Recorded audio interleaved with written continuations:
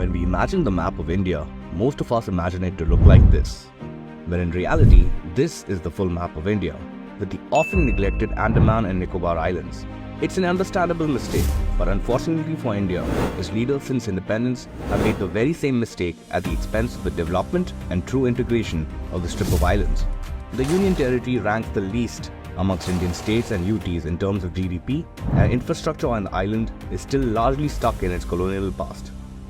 This is all set to change, however, with India unrolling a mega 33,500 crore plan to completely transform the region by 2025. Let's have a look at the different aspects in which we can see Andaman and Nicobar completely transform in the years to come. Communication and telecom. The Indian government recently inaugurated a 2,300 km underwater optic fiber cable connection between Chennai and Port Blair, which will provide high-speed internet connectivity to the region. The ambitious project has delivered smooth internet access to a region plagued with connectivity issues.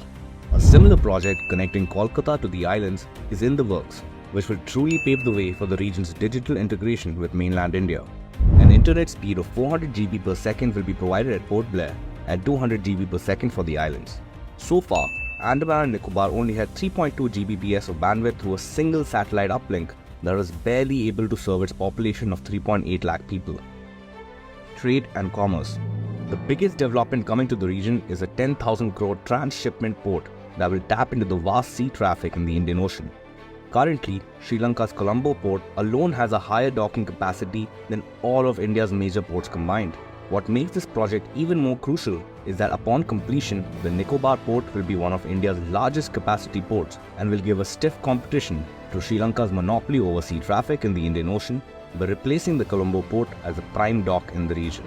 This will no doubt boost maritime trade, increase traffic from the docking of commercial ships, while also consolidating India's maritime footprint in the Indian Ocean. A large chunk of the development plan will be dedicated to the construction of airports on the islands, with 6,600 crores being earmarked for two state-of-the-art airports in both Port Blair and Gamble Bay. A new terminal building is also being built at Port Blair's Veer Savarkar International Airport. India has also undertaken the ambitious project of building 120 kilometers of highways on the islands. Some of the other major projects include solar and LNG power plants worth 2,700 crores, solar boats and modern docks worth 1,700 crores, electric buses, cars and rickshaws worth 400 crores. Combined, the above projects will surely transform Andaman and Nicobar into a modern, highly developed center for trade and commerce that will also attract tourists from across the world. So what makes the Andaman and Nicobar so strategically important? Apart from attracting tourism, India has planned these projects with China in mind. India has recently granted Japan and Australia docking rights to Andaman and Nicobar for their respective militaries, a move that is well in line with India's Act East policy. More than half of China's total sea trade passes through the Indian Ocean, while more than 90% of the oil shipped from the South China Sea also traverses the waters of the adjoining seas. In case of a conflict, the combined navies of India, Japan and Australia can blockade the region and prevent China from accessing the Indian Ocean and the markets beyond, forcing China to take a much longer route via the Pacific Ocean, where the US already has its fleets waiting for them.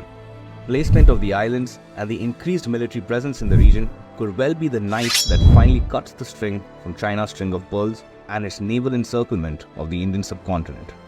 By bringing the winds of change to Andaman and Nicobar, the Indian government has not only brought development to a historically neglected region, but even tapped into its immense strategic potential to counter China and increase India's dominance over the Indian Ocean.